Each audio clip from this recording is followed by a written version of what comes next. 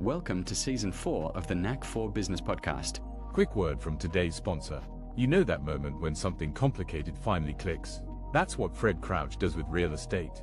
His podcast, Property Wizard, from Gentry Learning, makes property wealth feel less like a mystery and more like a plan. Links in the show notes. Question of the audience. How do you stop missing wealth-building opportunities you can't even see yet? In this episode, our guest shows you how AI, tax intelligence, and smart investing uncover hidden advantages that most entrepreneurs overlook. To keep more of your money and build wealth with clarity, not confusion, stick with us as our guest breaks down the tools, mindset shifts, and strategies that can change your financial future. Our guest today is Tiffany Alexander. She is the founder of Aspen Sage Investment Fund, a visionary investor and fund manager who helps blend real estate strategy, niche assets, and advanced AI to help professionals build wealth with clarity and confidence. Known for turning overlooked opportunities into high-yield results, she also created TaxLens.ai, a tax strategy intelligence platform that helps CPAs and business owners spot savings, reduce risk, and make smarter financial decisions without overwhelm. A natural connector with a gift for simplifying the complex, Tiffany is sought after for her collaborative style and her ability to uncover hidden potential in both people and investments. When she's not surrounded by fellow investors and entrepreneurs, she's a devoted wife, mom of 2 young daughters, an active church volunteer, and a mindset-driven former aerospace engineering student turned house flipper who built her own path by betting on possibility. You know what, Tiffany? Absolute pleasure having you here. House flipping and astronaut stuff all included. Do you have a favorite quote or saying, ma'am? Absolutely. It's always my zinger I like to leave with people. It's actually by Bruce Lee. He said the master has failed more than the beginner has ever tried. And I relate that to a lot in business as an entrepreneur. And you have some taglines you work with, both from Tax Lens and Aspen Sage. Yes, the new one, Tax Lens. We just settled on this one quite recently. Illuminate the gaps and maximize your gains. And for our fund, it's not just about making money, it's about keeping more of it. It's always a good thing. So, aerospace engineering, that's kind of a track where, rockets, science, putting things together. And now you're into business and finding the sweet spot for money. How did you do that migration? Oh, that's actually a fun part of the story because when you hit the spot in college where you realize, hey, what are the real qualifications to become an astronaut? And you realize, wow, they don't accept people that either have too heavy of an eyesight prescription or they won't let LASIK in space. This is 25 years ago now at this point that I dropped out. And I thought, well, here I am, job to job to job. I worked at the airport. And what do you do when you work, before you go to work? We watch late night infomercials. And the late night infomercial led me to being able to say, hey, you can do it too. Anybody can flip houses. And back, by golly, this was '05. You could do no wrong in Florida. You could buy and breathe on it and sell it the next day for 5-10 grand more. And I saw this infomercial and I couldn't afford it. My secret to you, I couldn't afford it. So I went back to my job and lo and behold, the road crew, that was the crew of this guru that was based out of where I lived. They were going through my line at the airport and they recognized me and they were like, hey, oh my gosh, what are you? Hey, we remember you. We like you. What's up, small short talk? They said, will you come work for us? We want you to travel the country with us and tell other people, hey, come buy our product and service for us to teach people how to flip houses. And so I actually became an employee of them first, learning kind of the guts behind the system when you could do no wrong in Florida. And by the time '07, '08 hits, what did I do? They said, Tiff, you got to start short selling property. And then by '09, they said, start buying. So it was all of these gurus that took me under their wing that said, please go do this with us. We'll teach you everything that you know. Please go now and jump in. And so I think it was the visionaries were the ones that said, all right, now's the time. You should be a real estate investor. And quite honestly, 20 years ago, that's what I thought I wanted to be when I grew up. That's where that all started for me. I'm 64 and I still don't know what I want to be when I grow up. Right? I mean, one thing about your origin story, partly because of the pandemic, we grew an entire culture of victims. And when I hear that I can't be an astronaut because I have LASIK, you had a choice for a season to thumbsuck and pout. You obviously didn't choose that for very long. And I was wondering, and you mentioned being a volunteer at church. Maybe that's part of the story. Maybe it's not. But why did you bounce back from the pout? I think I didn't bounce back as quickly as I would have thought, but I bounced back because of my drive, of my general nature of wanting to know more. And I'm this, we were just talking about this briefly before we hit start, as the seeker of knowledge. If you catch me even to this day watching an ounce of television, it's going to be a documentary. And so being able to say, all right, I'm dropping out of trying to be an astronaut. I went on to try to build computers, software programming. I went on to try a couple other things that I dabbled in college. And so when I saw this late night infomercial that was like, "Ah, you could flip houses." I'm like, "You're right. I believe you." Oh my gosh, me too, right? I'm in. And so, in between my infomercials of watching like Deadliest Catch, learning how crab pods work or how to like how stuff works, I'm like, this is it. We could go flip houses. Yet I was 22. I had like one credit card, just barely making payments on, and they said you could do this no money down, and I believed it. So they had to show me from the start. So is real estate still part of your bag of things that you play with, even though it's not you flipping a house, It or do you is. still flip houses? I I actually hung up my hat on house flipping, and it was only due to what I'm climbing this invisible ladder. Like, hey Tiff, you should start as a wholesaler. All right, that's rung one. Hey, you should go and buy tax liens and deeds. Rung two. Hey, you should go flip a house. Rung three. Hey, why are you flipping? You should be holding. All right, in now becoming landlord. Tiff, why are you doing residential? You need to do commercial. All right, let's make offer on single tenant commercial structures. Tiff, why are you landlording and contracting and flipping when you could just be the bank and own paper? And I thought I was doing everything that we were teaching. I was living the dream. I was the seminar expert guru at this point, and someone comes around and says, "No, the highest people at the top of the ladder is every tallest building in every downtown. And who are the names on all those buildings? It's the bank. Well, what do they own? Not the real estate. They own the paper." And they proceeded to blow my mind and say, "Tiff, time to come to our side."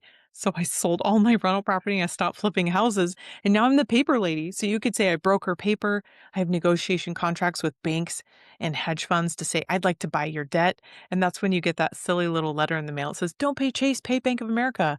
And then it's like, "Don't pay ABC hedge fund, pay Aspen Sage Fund. I've bought your debt." And now I just get to own this asset of an actual piece of paper that's recorded at the courthouse.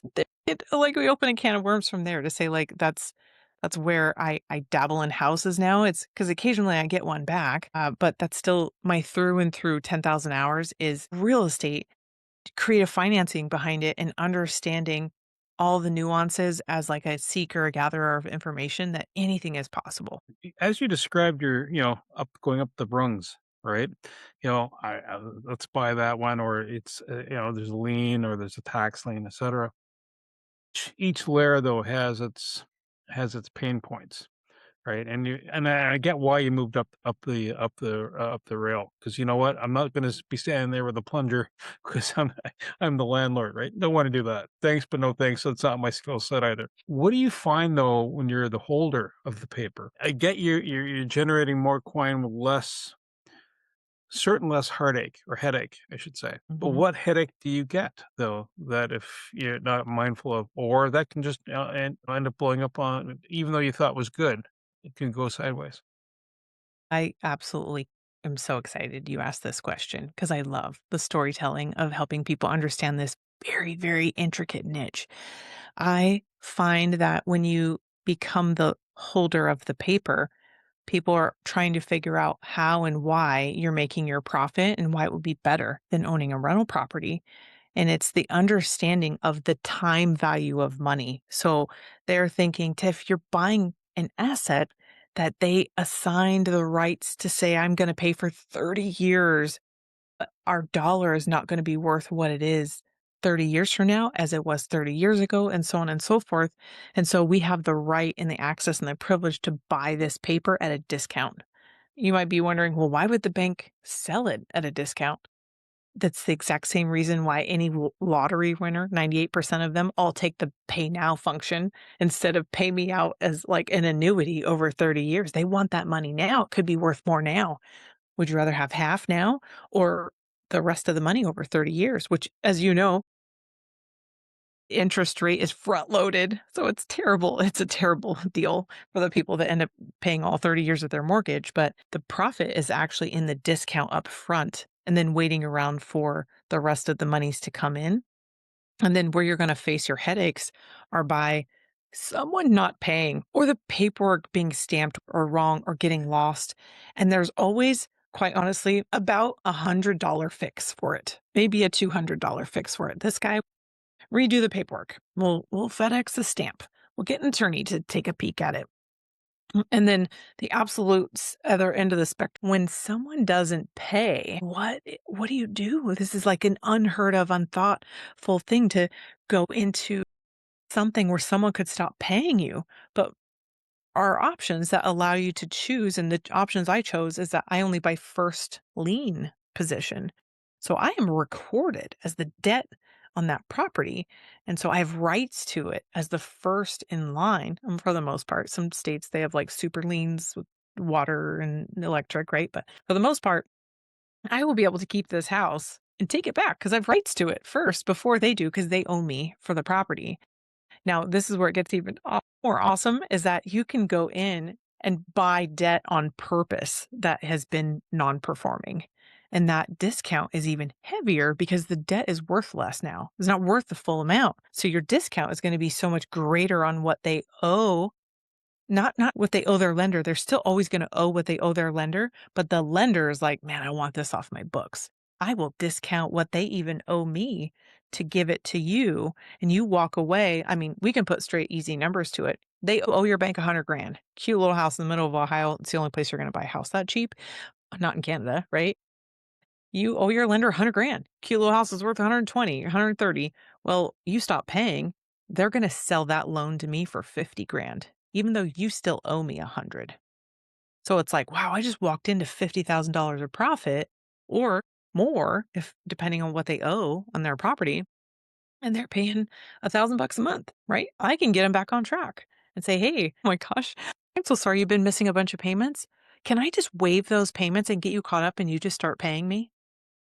Can you imagine if your bank said, I would love to give you freedom and let you just start paying again and forgive all of that debt? The profit I have is in the forgiveness with the angle that I choose to take. Why wouldn't the bank do that then? Sorry, I think that's an opportunity, right? And we both have a colleague that we deal with. He's is in the real estate space, and he says, if there are no problems, there are no opportunities. And obviously, you found one. But why wouldn't the bank just do that? Or are they just worried that the default happened and they can't afford to have that uncertainty happen again?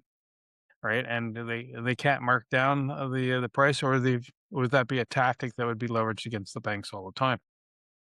That's a great question. I do believe that you have to offer the same thing to all of your clients that you offer your to clients. And quite honestly, any answer that you can dream up is probably at one point in time a correct answer. They don't feel like it. They don't have the department. They don't have the team. They don't have the infrastructure. They don't have the documentation. They don't have the ability and they don't care. So, like, they just don't and won't. And sometimes they actually need the write off. They will do something called a period of letting it get so late that we know historically when it hits the 18 to 24-month mark, they tend to package those up and sell them off for an appropriate write-off they needed in the first place. So it's like pick an answer that you can dream up and it's probably true. Interesting. Tiffany, I hope you smoke cigars because I have this vivid mental picture of you as the super villain tying the ladies to the railroad track. I like this. Oh my gosh, that's hilarious. I actually do have a positive spin. You used the term super connector. And I think anyone that's ever tried to be a connector, one of his things, if I meet enough people and introduce enough people, I'll be able to pay my visa. But then some people, A, get good at it, and B, some people take a long-term spin and actually get a kick out of the community. Do you remember how you went from I'll get paid for building this into building this is what I do for fun. Do you remember that switch in the light bulb? Ooh, that's a good question. I feel like I always connected for fun. And then when you connect someone to someone and they do a business transaction, you get a check in the mail, you're like, wait, I could just continue to do this and understand it's a long runway that I've committed to, but setting aside a certain amount of hours a week or hours a day to network, attend these networking meetings, and then physically connect the two people that I want to get together, and then put my VA in charge of following up because 80%, 80/20, 80% don't follow up in the first place. You're going to find that you would give 1,000 hours away or 1,000 pieces of good advice away or 1,000 connections away, and only one of them you're going to score $1 million deal. I don't know which one, so I'm going to give all of them my pure attention. So the idea of being a super connector is the thrill and the love of truly blessing people with these connections that I sincerely believe each and every person should know all the people that I know. And it's not just my own private Rolodex at this point. And this is probably something that I had that maybe genius moment in the last 2 to 3 years of my life, considering I've known tens of thousands of students in the seminar industry.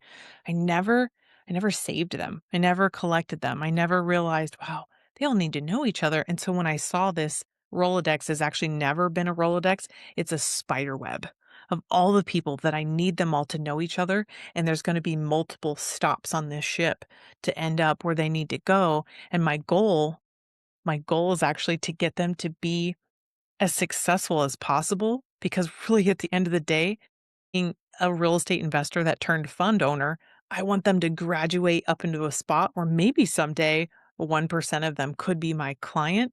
And then when they become my client in the fund, I can go buy all these bad mortgages and save people from foreclosure. I like that. There's the redemption of being the top-hatted villain and the train track story. So the networking element that we're talking about, though, like you're getting to meet people, and you don't know behind which door the next step might be. You might have a guess, but not always. Sometimes it's like talk to one person and totally, left field. What routine do you do? Do you like spend every week? Do you go to like 4 or 5 meetings? Do you once a month? Like, is it in person? Is it online? Is it localized? Is it national? Is it continental? Is it global? I tend to end up finding myself in networking meetings at least several times a week. Someone said I limit myself to no more than one a day, but my day seems to be Tuesday. So Tuesdays are the days where I end up finding myself in three of them. And if I don't do more than a few a week, I don't get too overwhelmed by it. But also, I can't continue to keep paying for all of them. So I go as much as I can. And I find that there tends to be a breaking point when I'm constantly providing value for people and the group is no longer able to reciprocate in a manner of wanting to be on my podcast or needing a connection that I have or whatever version of that would look like. The meetings I truly enjoy because if I can bring more people to them, then the group is going to constantly be growing. And so I find that I have almost this trail of people behind me where I'm like, oh, the next thing that you should be involved in is what I'm involved in, which funny enough leads me back to my Clifton Strengths personality.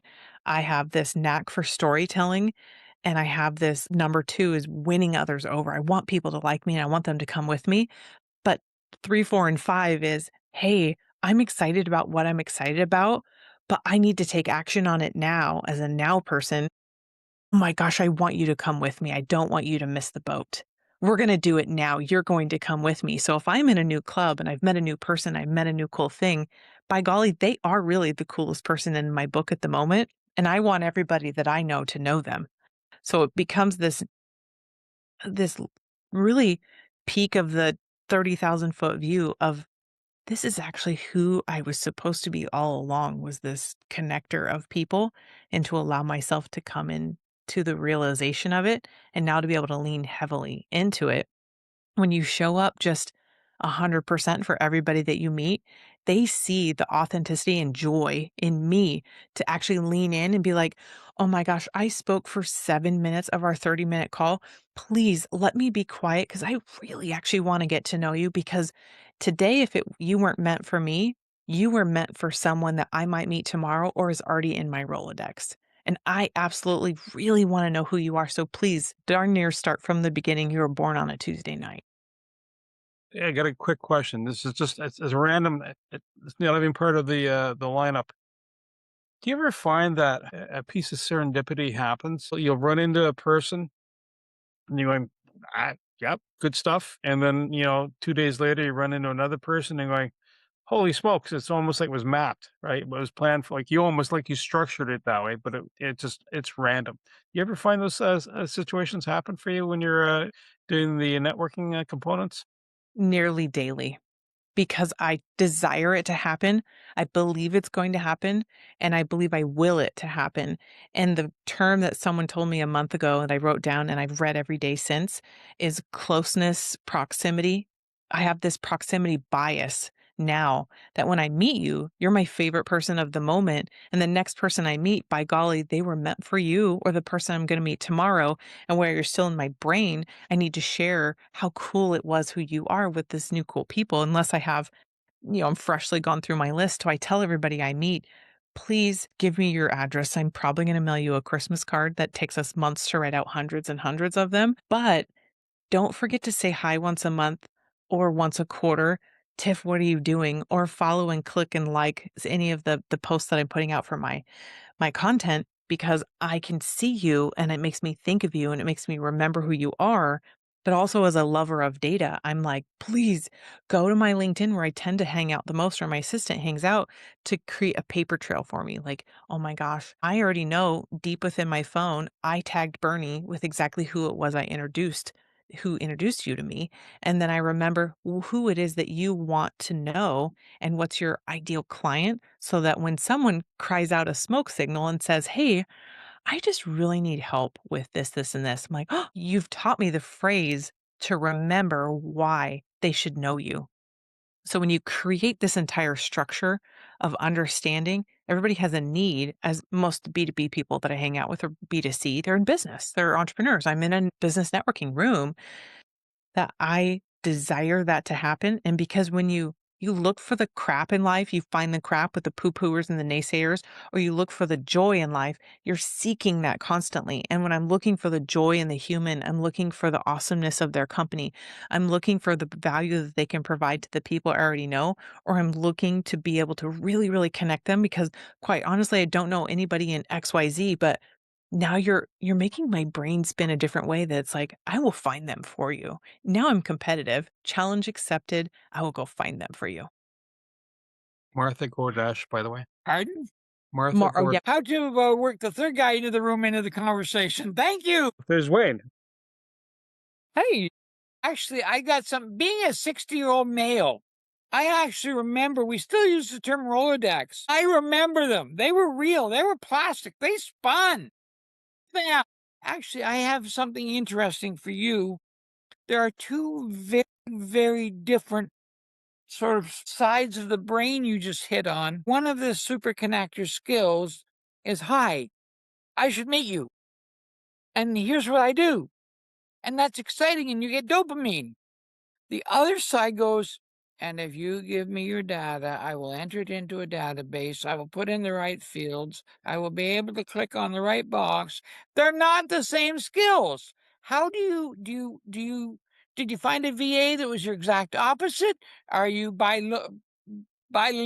Whatever. How did you deal with those two very, very different skill sets? You're getting into my secrets now at this point.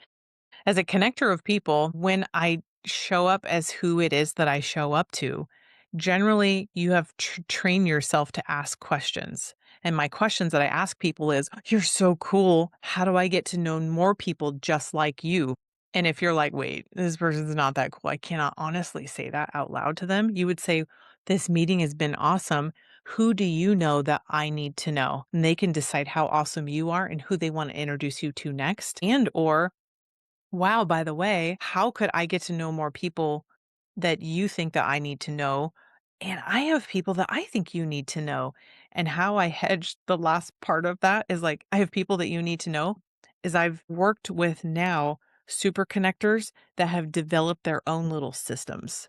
So one guy has an app One guy has a toolbar on LinkedIn. One guy has a website you can log into. One guy has another app you can log into. And so I'm constantly sourcing these people to say, can you all just have a meeting of the mind so I can have this ultimate super connector tool? Because I'm a seeker of knowledge. So I'm constantly collecting data on all these people. So I have tons of data. I have all my note takers as darned as I can to get them to show up to all of my meetings. And then I put that data into Excel, like my Google Drive, and then I put that into my CRM, and then I'm putting that into my podcast recording and putting that into multiple locations. So depending on how well I've tagged the data and I'm sourcing it or who can access the data to make it stronger and better for me, I'm still on the hunt for this world's perfect tool that needs it to be everything that I need it to be. So in the meantime, it's a combination of my brain, which is breaking at about 1,200 connections in the last year and a half, and a combination of Excel and a combination of tagging the heck out of all the keywords I could imagine that I would ever want to look up on a CRM. Whose do you use right now? It's a combination of Go High Level, my most trusted, which is getting in cahoots with Engage Pro with Tom. And then the newest favorite I have with Garrett Dunham is Hey Lois. Hey, Never heard Lois? of that one. So there's Superman in this story or what? Garrett is the Superman. He's an extremely high net worth super connector, and he collects gems like a crow. Like, oh wow, come into my nest. It's like, Tiff, do you want to go here? Do you need to know this person? And all he does is type in, hey, go to my website /Garrett, and then type in who you want to know, and his database will search his people for you and then forward and suggest, hey Tiff, do you want to know Jim? Hey Tiff, do you want to know Bob? Hey Tiff, do you want to know? And it shoots those emails out to me. And then I read their connection and I'm like, yeah, I'd be honored. He just hits reply, forwards it to the other guy and says, hey, I'd like to put you guys together. So that way you can decline the introduction on either side of it. And being able to source that data that he's pulling for each person houses it into his CRM that's built into the system naturally. Because when you say, I want to connect Bernie to Wayne, well, I need to pull something on Bernie and pull something on Wayne and be like, hey, you guys need to know each other. And then it puts into a beautiful email in 2 clicks because it has to have all that data in general. And I'm trying to get something like that, but a couple more nuggets along with it. So I had 3 separate emails to him last night. Like, can you add this? Can you add this? Like, you're going to be my new favorite. So right now you're dealing with money management. So you're buying paper. Obviously, it's not all your money that you're capitalizing on or utilizing. How do you get new money to come in to help fund other adventures? You have to ask. So I meet enough people, I show up enough times, I establish trust in a manner of being the same person consistently, and they hear me talk about the same type of investments that I do. And then they assess all the data I've put out, all the YouTube videos I've created, and all the decks that I have. And they say, really, what are you going to do with this? And then they look at my PPM for my fund and they go, wow, this is a lot of pages. Can you translate? And I tell them I've studied it intensely and I would go with it word by word with them. And they say, okay, what's my investment doing? Once I can translate that into my storytelling knack, they're like, you know what? I'm in. I want this. So when you ask enough people, you almost get to a point where you don't even need to ask because people end up referring you, like, I have my money here. I'd love to put some money with you. And in the fund itself, when I consistently show up and I say, wow, you're possibly one of the 80% or 99% that wouldn't be a good fit for my fund today. How can I help you? Who do you need? Can I just show up and help you go crush it? You need a referral for what? And they know that I knew immediately I wasn't going to try to hard pitch somebody that isn't a good fit for the fund because it's boutique, it's small. I only need so many investors for the fund in the first place. That they're like, yeah, but you really showed up and you leaned into helping me out in my business. So if I don't ever do business with them, I'm still 100% okay with it. But at the same time, they may just refer me to somebody that is a good fit, or they may be a fit someday. And at the same time, I'm still like, I may not ever be a good fit. I have this guy, this guy, this guy, this guy. Who do you need? What do you want? What's your risk tolerance? Mine just happens to be this super slim niche over here, and I'm cool with that. What type of returns are you offering that would be a tweak for someone to go, "Hey, I got to reach out to Tiffany. We're doing Hey Lewis. audio version. Yeah, right? It's going to be a sliding range. It goes all the way down to 6% and sliding up to 8, 10, 12%, depending on how much you want to put in. And that's going to help me be able to assess, well, hey, what can I do with what you're giving me? Real estate costs a lot. So the more I can put in, the more I know I could buy larger portfolios or packages from all of my connections to be able to make that money turn over enough times. Just funny to say that out loud because you're like, turn over. I thought you're holding it for 30 years. Actually, no, I could just buy in bulk like Costco by the pallet and sell you a little bit at a time, being able to just have a tiny bit of profit and saving a lot of that profit for you. So if somebody wants to do this even without me, you should be expecting 10, 12, 16% return to go do all the legwork and the homework and learn from all the gurus that I've learned from. I'd be happy to even point you in the direction to say, go buy their seminar. You're welcome to go do this. I'm excited. You didn't even know what you didn't even know. Or go to my YouTube. I'll tell you what notes are. But when you're like, I like this, I want you to do it for me. That's when it's like a set it and forget it model where we'll just pay you consistent, steady return without having to worry about it while we pool all of the assets and then decide this machine of how well it's going to turn over to assess our risk tolerance of what we want to do within the fund. And then just having a written request to say, hey, when you need your money back out, just let me know. Give me notice, a heads up, so that way I can move assets around and I can give you the return anytime you need it. We do, though, break it up into 2 chunks. So if you're getting 8% with us, it's gonna be 4% February, 4% in August. You have the ability to have it compounding if you wanna continue to roll it. So that way it ends up being a little bit higher, and it's a no-fee fund, so you're not gonna get acquisition, disposition management, no hidden surprises. It's just the pure return. Because I thought, "Wait, I'm gonna let them have the first in, first out, and then I'll pay myself whatever we do on top of that." So I'm okay as long as they're okay. So I'm allowed one off the wall question a podcast. And here it comes. With your data savvy, there could be a time where your AI bot is going to talk to their AI bot, and all of a sudden you don't even bring up money. How do you then find out what lights them up like a Christmas tree? So your super connecting can change the world beyond money in helping people with the Amazon or whatever it is. What's going to be after the money? The money's there, it all happens.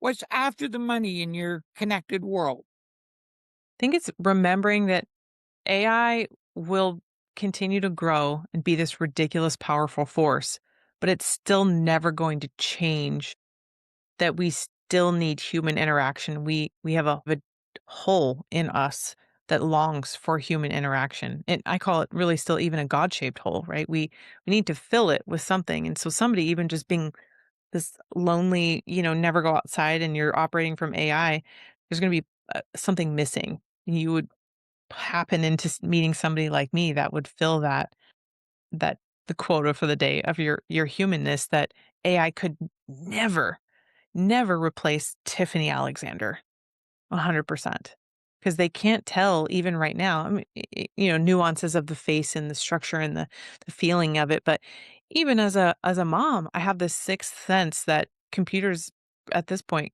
could never touch. Right. So I can sense if somebody needs a hug from me.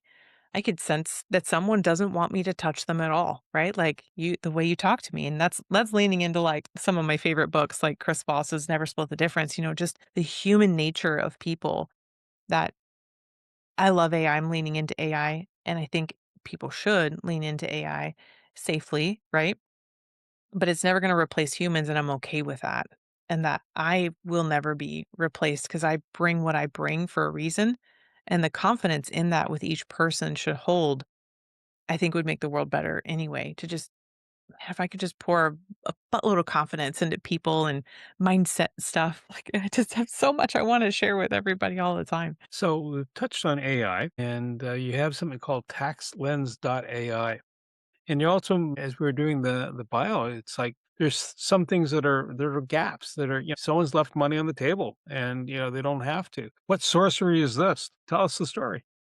I have a great story for you for this thing. So I, as a connector, got introduced to a phenomenal human, and someone in my connector group said, "Tiff, you got to learn abundance." And I thought, I am operating in what I thought was massive abundance, and they said, "No, no.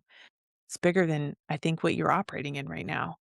And they said, but by the way, you're really good at coming to all my meetings and meeting all the people I meet. There's just a few people do you think you could take a few phone calls for me? So one of those phone calls was a gentleman that I got introduced to, is now a dear friend. And he said, Tiff, I got introduced to this guy about a year ago, and he explained to me that he does contract work for the government and he has access to this AI he invented 25 years ago. And I'm like, wait a minute, isn't AI only a couple years old? And he's like, no, no. No, he's like this philanthropic genius billionaire on the spectrum, man behind the curtain that's like needed an AI and invented it. And so what's going on?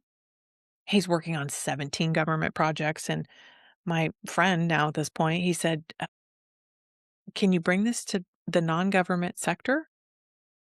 And the inventor of this was like, well, I mean, I guess I don't know how or why, or like I have all the money I could ever imagine. I'm giving a lot of it away. I'm like, why would someone need this? And he's like, well, are you kidding me? Why wouldn't someone need this? What are you doing with it? And he said, well, I mean, it prints money. We taught it how to trade. Well, it solves economic crisis in Africa to build wells for people over here by accessing their law. Well, it's overturning wrongful convictions in certain states just as as a giveaway.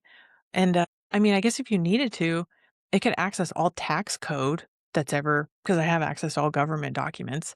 Do you want it to do anything with that? Like, yeah. Well, yeah. So 13 months later of like, what do we throw at it? Every 100 projects went through it, family offices, extremely high-end corporations like, hey, we're going to let you keep using this AI, but $1 million a year, starting upwards of 10 million a year, depending on how heavy the load you need it to do for you. And what could we do to get this in the hands of everyone? And they said, well, why don't we do, I don't know, I could do like, he's like calculating his mind, like it takes a little bit to run. That's why it has to basically print money. This was built without a budget, government property.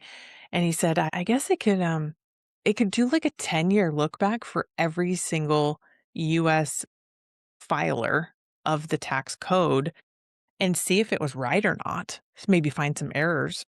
Okay, how much would that cost? We're like, we could make it like $20 for all 10 years if you want. So, like, you're telling me what would normally take a CPA firm 10 to 20 hours a year to take on a new client to give them a free but very expensive 3-year look back to win them over. You're saying now you can go back a full 10 years and then what else is next? And he said, well, I mean, it could find the error and it could just spit out the new report for the new form that you would need to file. So now the agents don't have to refile this. And we're like, well, what's going to guarantee that this works? He's like, well, I guess I could force it to create and compile a report, several dozen pages to explain why this was even needed to be refiled. So that way there's not a hint of a reason why they would come back and audit you or question this. And he said, yeah, I could do that. Just like, let me set it up. But do you want it to be on like a website and they could just data dump? We're like, yeah. So this is the human behind this. It's too good to be true. Doesn't make sense. We're actually in December 2025. We're launching it now. The website's up and running and anybody can stumble onto it as fast as I can get it in the hands of anybody that's ever filed a 1040 here in the States.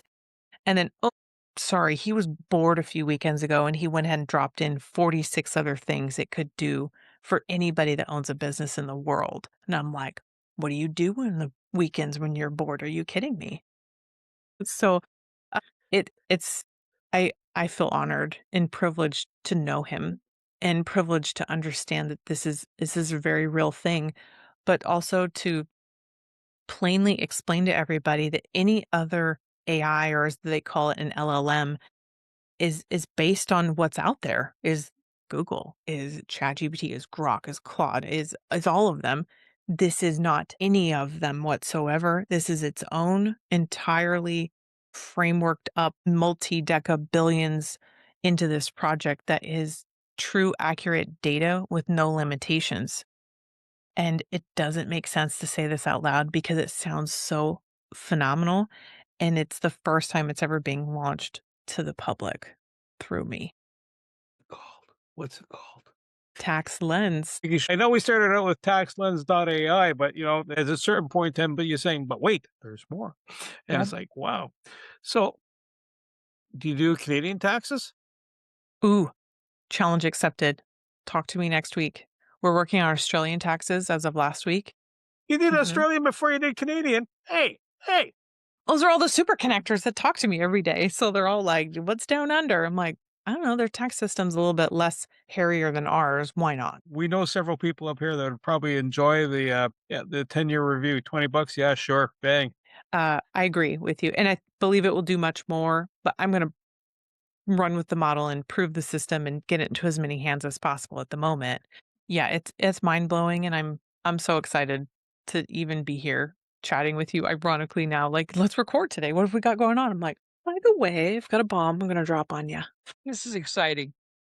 One thing that scares me is in the movie, I'm afraid about the AI sending someone to kill you. So the It's yeah, I think those are some of the thoughts, right? Like, hey, it's capable of being programmed for ill will. And it's whatever input is whatever output, since even computers nowadays can never even produce a random number. Someone actually programmed that in.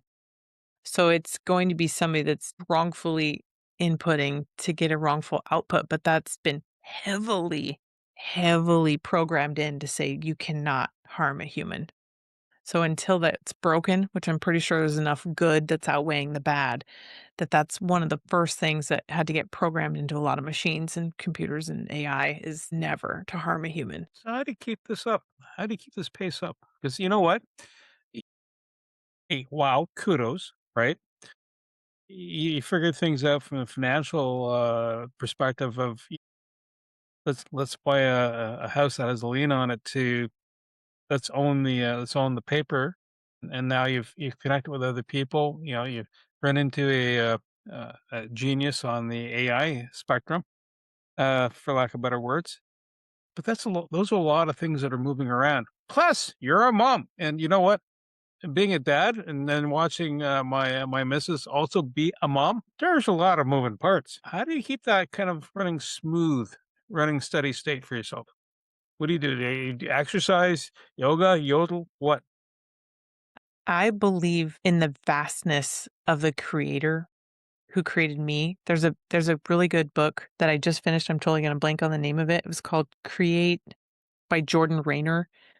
And it was talking about if we are created in the divine image of God and he's the ultimate creator of all, imagine that fingerprint that has been given to each and every single one of us actually has deeply buried this need to create and this ability to create. And so leaning into letting your mind understand that you need to tap into that and knowing it's available is actually circles almost all the way back around into mindset.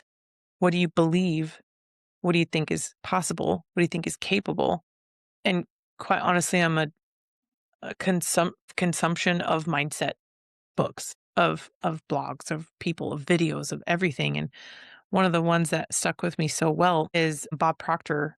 And one of his coaches told me at every moment of time and space, there is always divine surplus.